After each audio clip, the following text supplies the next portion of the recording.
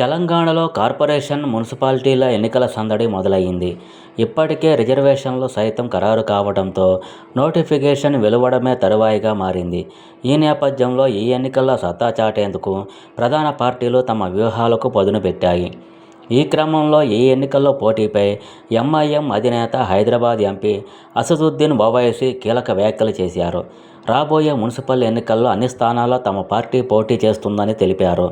హైదరాబాదులోని దారుస్సలాంలో మీడియాతో మాట్లాడుతూ ఎంఐఎం టికెట్ల కోసం ఆశావహులు దరఖాస్తు చేసుకోవాలని సూచించారు. అభ్యర్థుల ఎంపికపై పార్టీ నేతలకు ఇప్పటికే సూచనలు ఇచ్చామని, కసరత్తు ప్రారంభమైందని చెప్పారు. ఈ ఎన్నికల్లో పోటీ విషయంలో ఎలాంటి అనుమానాలు పెట్టుకోవద్దని, డెఫినెట్గా ఎంఐఎం బరిలో ఉంటుందన్నారు.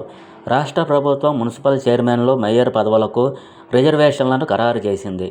ఇందులో మహిళలకు 50% రిజర్వేషన్లు కల్పించారు. మున్సిపల్ ఎన్నికల అధికారిక నోటిఫికేషన్ జనవరి 20, 2026న వెలువడే అవకాశం ఉందని, ఫిబ్రవరి మధ్యలో పోలింగ్ నిర్వహించేలా ప్రభుత్వం ప్రణాళికలు సిద్ధం చేస్తోందని సమాచారం.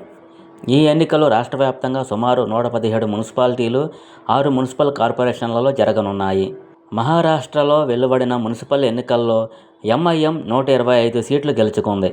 ఈ భారీ విజయాన్ని అందించిన మహారాష్ట్ర ప్రజలకు ఓవైసీ కృతజ్ఞతలు తెలిపారు. బీజేపీ, ఎన్డీఏతో ఎలాంటి కూటమి లేదని ఆయన స్పష్టం చేశారు.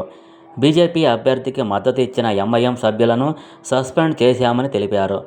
రాబోయే బెంగాల్ అసెంబ్లీ ఎన్నికల్లో ఎంఐఎం అన్ని సీట్లలో పోటీ చేస్తుందని, పూర్తి శక్తితో పోరాడుతుందని ప్రకటించారు.